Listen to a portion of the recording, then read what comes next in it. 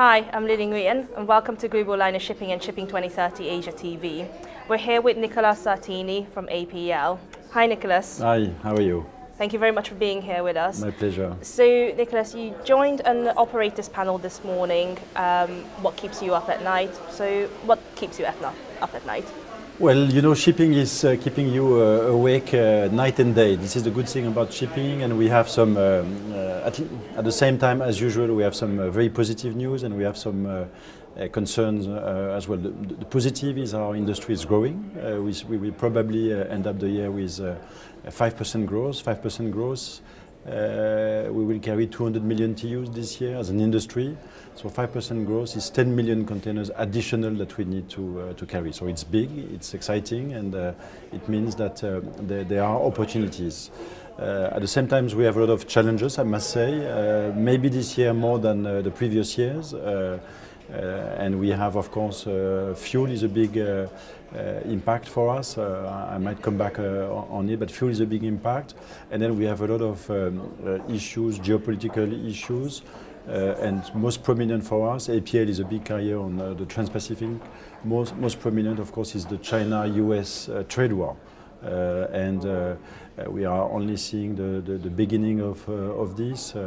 We are probably now in round 3 of the tariff increase.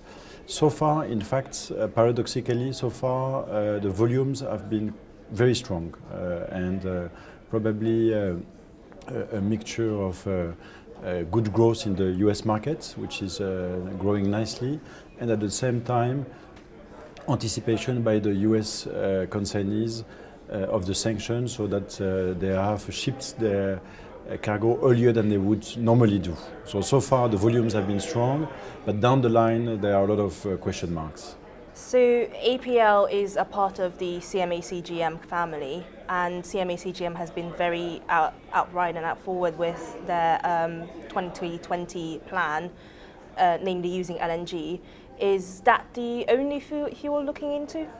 No, in fact, so global cap to 2020 is a very big issue for the industry. You know, again, on the positive side, I think it's a good measure. It's a good measure for the environment. Fuel is a hazard, and it's not good for ships to be emitting too much fuel. So, from this point of view, environment-wise, it's a good measure, and we support it. But at the same time, it comes with a cost. And as you know, there will be, let's say, 3 ways to obey by this new regulation. One is to consume the 0.5% fuel, which is extremely expensive. 2 is to invest in LNG, which as a group CMA-CGM has done. But LNG is only a partial solution, because out of 500 TEUs which are operated by the group, maybe only 10 will be equipped with LNG. And the last solution, which is also a very high cost, is to equip the vessels with scrubbers. So those partial solutions will be there.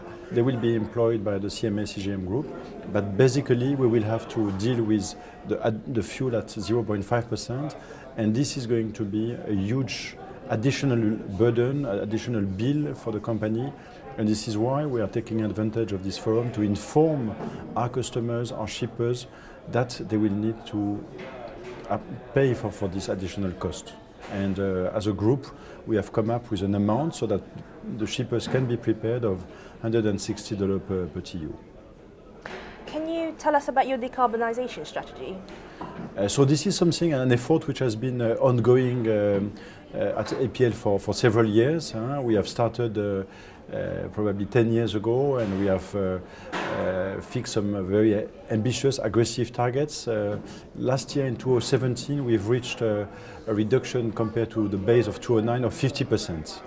So we've done that by several measures. We have adjusted the speed of our vessels. We have reduced the speed of our vessels. We have taken a lot of technical measures. We have changed the bulbous bow of our vessel to make it more fuel efficient. Of course, we continue the effort. We'll continue to invest in technology to reduce.